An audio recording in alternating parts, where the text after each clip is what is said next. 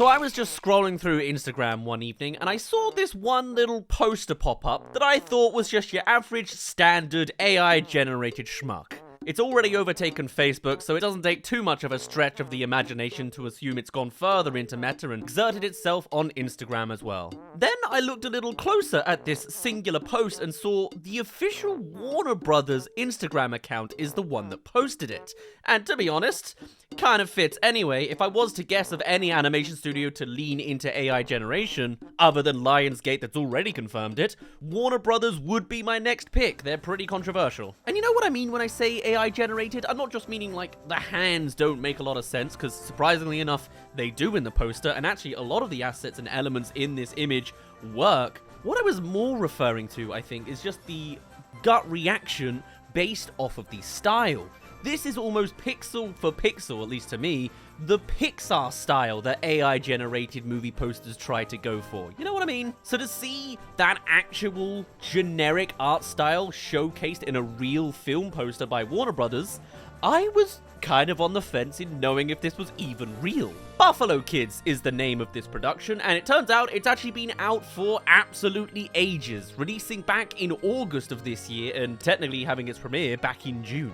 Now, of course, while it is being done by Warner Brothers, this isn't exactly a mainline animated movie. Were you even aware of this movie? I've heard nobody really mention it, and maybe it makes sense. It might not be a major Disney or Pixar or DreamWorks release. It's also notably aiming a little bit lower in the age demographics. While it can comfortably be a film made for everybody and all sorts of families can enjoy it, it definitely has that tone of teaching young kids about some concepts they otherwise might not have seen before. And if it's not trying to do that, well, it's just a very simple movie anyway. Now, Buffalo Kids is actually a Spanish movie with all sorts of unique production companies behind it, like Four Cats Pictures, Anangu Group, Little Big Boy, and Mogambo Productions. Warner Brothers is just the distributor.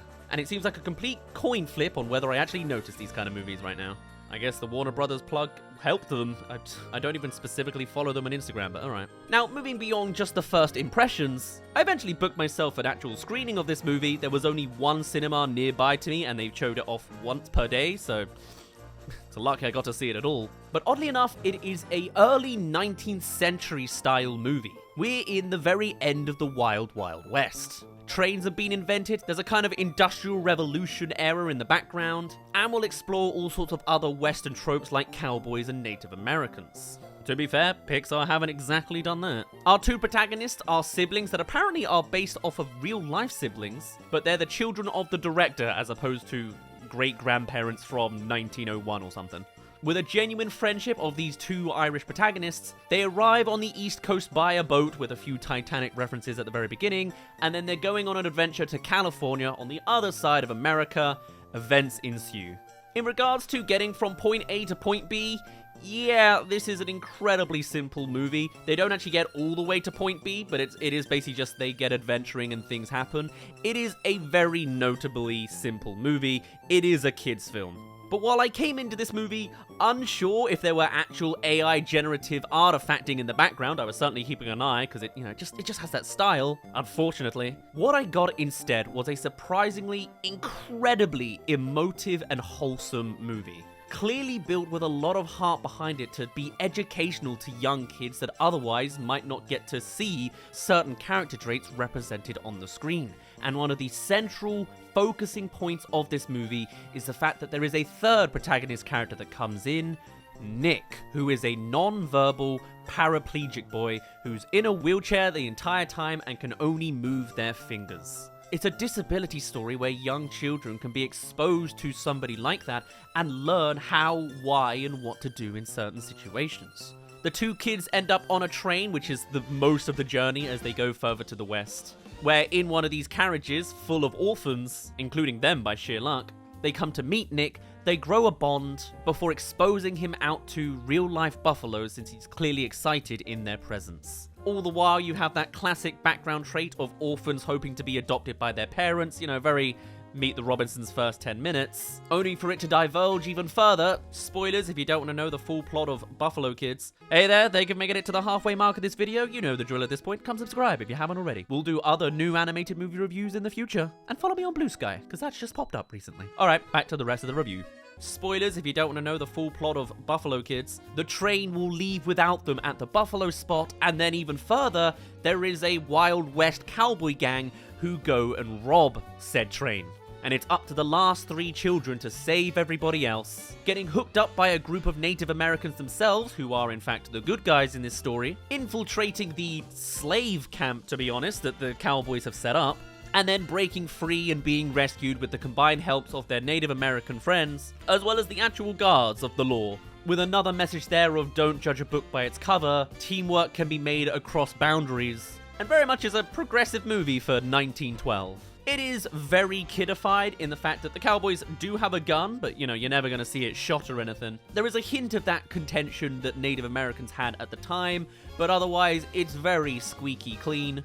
You could extrapolate the idea that there's slave labor going on, but it's just because they're forced to work at a gold mine. And then after the cowboys are defeated, they come to meet their uncle that they were coming to look for at the beginning of the movie, who was also entrapped at the mines. And he and the adoption teacher-esque lady end up establishing the family, adopting Nick into the family as well. It's a very simple A to B to C kind of story, but there are a couple of really immaculate moments in this movie. The one the trailer of course showcasing that I'm sure you've seen a few times now in the background is the Buffalo and Nick interaction, but there's also this really lovely moment when the kids are spending a night with the Native Americans and they have this big spiritual dance number. Nick closes his eyes and wakes up standing, dancing with the main protagonist Mary in a little spiritual arena.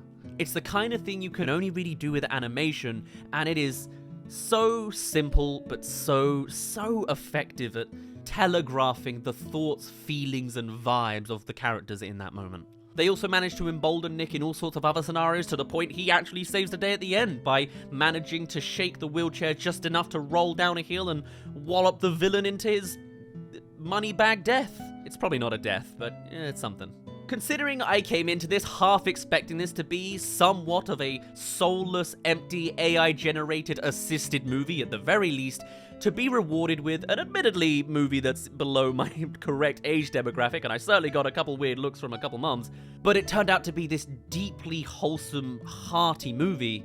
I gotta say, my expectations were exceeded with this movie. It doesn't break boundaries, it's not a Pixar classic or anything, but it would be absolutely worthwhile and educational for anybody with young kids. The only downside from here really is the fact that it's very well possible that this style may die in the near future. With AI generation being able to replicate this character design aesthetic so instantly, we're either going to see a boom of this style as AI generated movies are thrust out by some immoral company, and or in turn, real life animators trying to animate anywhere close to this style will be discouraged from doing so as to not look like the similar AI generated stuff being made at the same time. This may be a style that looks lovely and simple and soft and Pixar-esque, but it may be a style that's dying soon. Because if even me, in 2024, on gut reaction thinks this is an AI-looking poster, who knows what people's perceptions will be if you try to be genuine animation in 2028 with the exact same style. Perhaps this is the last shining moment of a movie to look like this, but if it is, this was a damn good, lovely, simple, young movie to do it with.